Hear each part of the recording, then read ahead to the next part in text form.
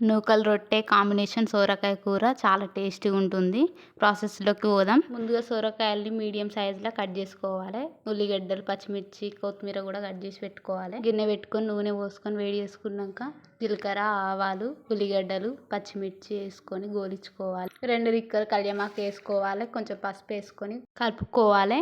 సొరకాయ ముక్కలు కూడా వేసుకొని మంచిగా కలుపుకున్నాక ప్లేట్లో నీళ్ళు పోసుకొని ఎసరు పెట్టుకోవాలి. కొంచెం ఉడికినాక కొంచెం సాల్ట్ వేసుకొని కలుపుకొని మూత పెట్టుకోవాలి. కొంచెం ఉడికినాక అల్లం వెల్లిగడ్డ పేస్ట్ వేసుకొని కలుపుకోవాలి. లాస్ట్లో కొంచెం కొత్తిమీర వేసుకొని దించుకోవాలి. నూకల రొట్టె వేసుకునేందుకు ముందుగా 1/2 kg బియ్యం పిండికి 1 గ్లాస్ వాటర్ పోసుకొని తగినంత ఉప్పు వేసుకొని గరం చేసుకోవాలి.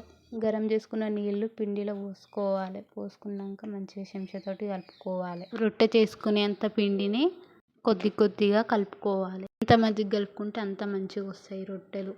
కలుపుకున్న పిండిని చేతితో గుండ్రగా చేసుకొని పీట మీద పిండి పోసి ఎంత సాధ్యమైతే అంత చేయితో చేసుకోవాలి.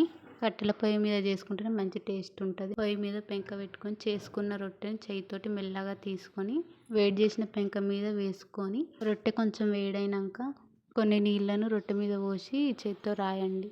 ఒకవైపు కాలినాక ఇంకొక వైపు మంచిగా కాల్చుకోవాలి. ఎంత మంచిగా కాల్చుకుంటే అంత రుచిగా ఉంటాయి. లేకుంటే పిండి ఉంటాయి. అంతే, ఏముంది, ఇక ప్లేట్లో కూర వేసుకొని రొట్టె పెట్టుకొని తింటే ఇక సూపర్ ఉంటుంది. మంచి టేస్ట్ ఉంటుంది. హెల్త్కి కూడా చాలా మంచిదండి. నచ్చితే సబ్స్క్రైబ్ చేసి లైక్ చేసుకోండి.